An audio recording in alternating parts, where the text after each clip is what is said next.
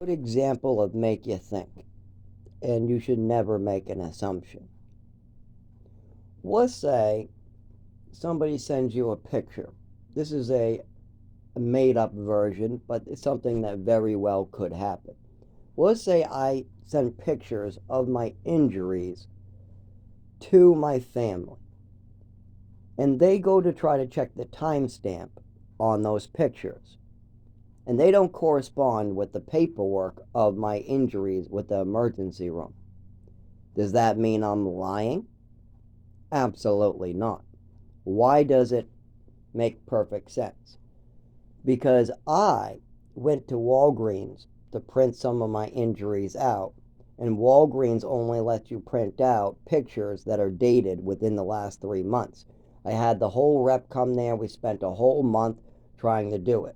And what the rep at Walgreens had us do is redate the picture, and then it lets you print them. So you have to go into your settings and redate the picture to print it out at Walgreens. You also can take a screenshot of it, makes it a little smaller, but that also redates the picture. With both of those methods of printing out your injuries or printing out what you have to redate the photograph. And when you have 100 photographs to work with, you're not exactly going to go back and write down the date of each one. Not when you have 101 things a day to do because you had a mother and father like mine. I got a urologist to see, cardiologist, GI specialist, primary care, go to the emergency, get blood work, go here. It's swamped, and I don't even have a car. So it can take me 2 hours, 3 hours just to go get a gallon of milk. If I want a gallon of milk, I have to wait at the bus stop for 10 minutes. I get on the bus. The bus drops me off at Hannaford's. I go get the milk. I come out. If the bus will usually only have 5 minutes for the interchange, I don't make it, where you won't at almost all the ones on my route, then you gotta wait an hour. So you wait an hour, then you get on that bus and you're back home with a gallon of milk. That's 2 hours just to pick up 1 gallon of milk. If you start adding in two things in opposite directions, now you're talking 4 hours plus. So things get muddy easily if you're disabled and you can't drive. Now, I could lie and I could put everybody else in danger and just drive, but there will be an accident. And when I get in that accident, the only thing I can tell them is that I had a muscle spasm or a seizure, whichever one it was. And I doubt that anybody's going to take it easy on me because my mother and father have nothing on a muscle spasms, coordination issues, falls, anything to do with my legs and arms. My mother and father could care less if I was falling down to the ground. Their concern was feeding into my mother's illnesses that were I am a liar, I'm mentally ill, I'm bipolar, I'm schizophrenic, all these things. Meanwhile, doctors are telling my mother, stop with the schizophrenic bullshit. Stop with this bullshit. Stop with this bullshit. I'm not giving you these pills. I'm not giving you these pills. And my mother keeps on trying. She even yelled at me and went to smack me because I would not feed into my mother's mental illness. But this is what it's like to be me. Have a mother totally make up stories to the doctors about you having every mental illness in the book. Meanwhile, you have an actual illness that you're not allowed to get help for. That's problematic. So I bet you can see where this makes you think. I hope I'm not doing so well today. The heat's helping a lot, but my stomach and not having good food or transportation and having all these worries and about to lose my home just because I'm on medical leave, just because I had a seizure last year and pulled something in the GI and then went back to work early. And who knows, the kidneys are getting better, by the way. I'm pretty convinced that if I'm very careful and I don't do anything stupid like go back to work for 50, 60 hours, stretching and lifting every day of that hours, as long as I don't do stupid shit like that, I think I'll be okay. especially that the GI is still there. As the kidneys went away, the GI is still more apparent. But at least it's only a pressure with a pinch for the GI. The kidneys are a pinch, and that's great. That's great. Having your kidneys pinch you is great compared to falling on the ground and not being able to get up and being in extreme pain.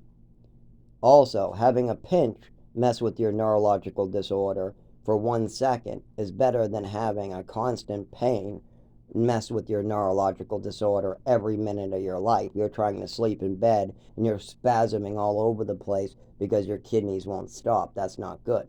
But what's even worse is I'm not getting treatment for this neurological disorder because my mother didn't want anybody to know, and my father doesn't want that to be the case, so he's going to keep it quiet. He doesn't want to help me with this. He's too mad. Oh no, my wife was perfect.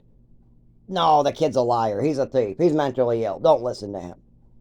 It's much easier to do that than, okay, Zach, my wife was crazy and she hurt you. Now, what can we do about it? Okay. Now, after you get that done, after you're better and you're able to go to work and you're able to go to the doctor, you're going to leave me alone, right? Of course, but I can't be running into your mess. That's the only thing. If I got my own mess, if I got to get into, then that's one thing. But I don't want to be having an infection and have to go use opiates because I'm having seizures on the side of the road. Because then I'm causing myself a lot of messes because I'm trying to clean up your mess. I don't want to have more problems because I'm cleaning up your mess. If I have an infection in my mouth, I want to be able to pay for each tooth to be removed like anybody else does. But instead, I'm having seizures on the road, literally from my neurological disorder that's been going on for 25 years. I'm not able to get any medical care. I'm not able to get any doctors to write the proper paperwork, no matter how many times I go in there.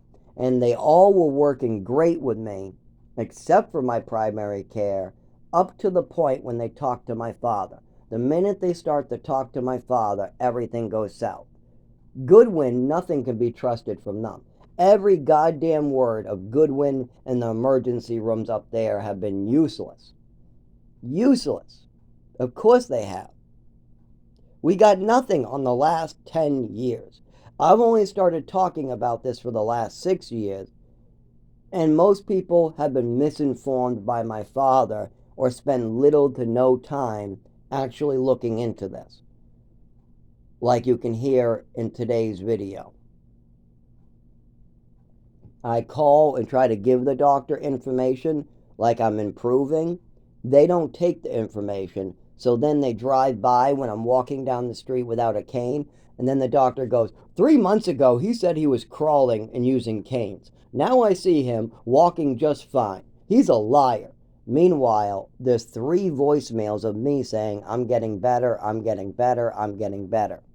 But see, as long as all these games keep on getting played, there won't be any accurate reporting of my illness. What makes this very hard to look into if all the doctors are completely confused because of false reporting.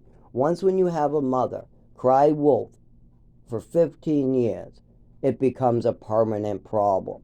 It becomes part of your life. And I do not need to pay for the rest of my life because my father wants to keep a secret now that I've been told. He's been told, and he's seen plenty of red flags to know it's true. Plus, I am absolutely positively sure that my sister witnessed my mother admitting to these type of problems. And this isn't the first time that my mother admitted to it. It's just the first time that a witness with half a brain who would actually do the right thing was there. Most of the time, it was some child like Seth that was there, or I was there, or it was one of my mother's friends that were there, or somebody who probably isn't going to do shit. But as soon as there's somebody there like a worker, my mother goes, oh, I forget. I don't want to talk about it. It's just an allergy attack. Yeah, I gave him medicine, but it's always some bullshit. And then as soon as the worker leaves, why did you tell him about that? I don't want to talk about that. It was very clear. Doesn't take a rocket scientist to see that my mother and father were playing games like a teenager plays. I was a teenager having to be an adult, and the adults were acting like teenagers. And I was expected to be an adult at the age of 13, 14 years old. Absolutely. I was expected to work like any other immigrant every Wednesday and Friday. Yes, I was doing the same thing that any Mexican immigrant was doing. I was filling up buckets of green beans and I was chopping down weeds for the rich kids so that they could go and, go there and have a camp or whatever. Because it was a farm and a camp. Now, I wasn't allowed to go to the camp. I was allowed to be forced to do labor. My school was a special ed school that I went to, and every Wednesday or Friday they would put us to work. Now, we got paid for it, but we got paid illegal immigrant wages. We got paid the minimum wage, same as a Mexican immigrant.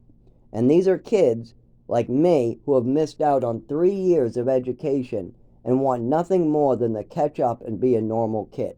Instead, I'm only getting 3 days of classes and spending the other 2 days in a farm picking green beans that are going to be sold at the grocery store, chopping down paths so when the rich campers come, they can go on a nice hike. Meanwhile, I'm a disabled kid, so I don't get to go to the rich kid camp. Instead, I get to pick green beans and make paths for the rich kid. I get to build the place for them.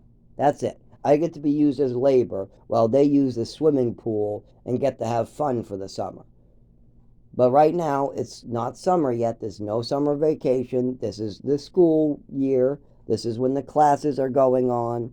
We're still in winter, spring, whatever. We're still in classes, so I don't have to worry about any of the campers coming in until I leave.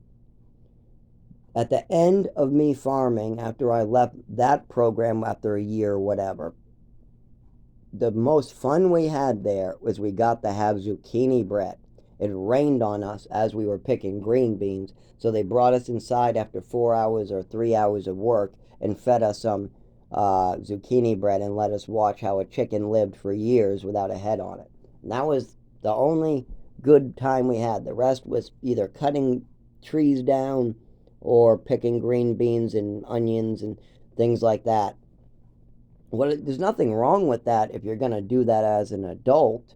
But seeing as I missed out on 3 years of my education in New Mexico, Maine, and many other places, I have a neurological disorder. I'm having a lot of problems and symptoms. Maybe there's more important things for me to be doing than doing the same work as an illegal immigrant. Plus, farming work is a seasonal job. Plus, where am I going to put all these different jobs I did? Can I put I worked as a farmer on my applications if I try to go farming? If I try to join a farm, let's say I moved to South Carolina and I try to work on a farm. Is there a place for farming? If I put down farming and they do a background check to check, well, where did you farm? What was the name of your farm? Where, are you on the books? Do you really think they're going to believe me? Or are they going to say, no, he's full of shit. We checked on you. We can't find any records of you working on this farm. That's because it was a school program. What do you mean a school program? What type of school has 15-year-olds picking green beans? You're telling me you have experience farming, but yet you're telling me you went to a farming school? No. It was a special ed school. You're telling me you went to a special ed school, yet you have experience in 2 years of farming? I don't believe you, this farmer would say. How about me becoming a secretary? I would love that. How about me being a secretary? I have 2 weeks of vocational work as a secretary, but I was a call-in last minute. Do you think if I put down my school's name, MEC on Brickhelm Road, I had secretarial practice, that's going to show up? No, absolutely not. All of the shit I did is pretty much useless. Same thing with the welding. One of my stepfathers, or I should say, not stepfathers, it's my father-in-law, who would have been my father-in-law, got me a job welding. Very good job, paid well. I did a good job. The first week I had trouble, but that was good. And then I asked to be someplace else because I liked this other kid I worked with and I couldn't really set the machine. So I asked and they kept me on this paint machine and then they would send me back to welding and then I'd be on the paint machine, then I'll be back in welding, back and forth. Anyways, do you think I could put that down on a form? No, I cannot. In today's world, the IRS is serious about it. You can't drink and drive. You can't lie on your taxes unless you have money for an attorney. If you have money for an attorney, then you can do what you want. But the government only hits the poor without attorneys. And that's where I'm at. If I make one wrong move, the IRS will try to get me for money, and I will go to jail even though I've done nothing wrong. Because this is the system we live in today. The government does not have enough money to fight billionaires in IRS or, in the courts or whatever. So instead, they go after the bottom where they can't fight back. And that's where most of the money goes. Is a lot of the government programs out there, they focus on the bottom. Think of it this way. My biological mother only left me in a tent and she was sober. My adopted mother has poisoned me, beat me, and drank, and my father has taken benzos and alcohol together. Now, what is the difference between those two groups? My biological mother was poor, young, and stupid when she got pregnant. My adopted family is abusive. They like their alcohol, but they have money, and they're not stupid enough to fall into the government traps. And they have lawyers to defend themselves. So even if the government tried to do something to them, they would just put up the lawyer shield right away. And then the government would back off because the government no longer has funding to go after the rich with attorneys. That is the difference. These things like DYS, or the programs that take children away, or the IRS, who go after taxpayers who have cheated. If you notice, they're always going after the people that cannot afford an attorney. The people that lose their children are people that cannot afford an attorney. The people that have to pay $5,000 to the IRS, even though they say they're innocent, are people that cannot afford an attorney. The people that get used by pharmaceutical companies, poisoned, and suffer for the rest of their life are people that cannot afford an attorney.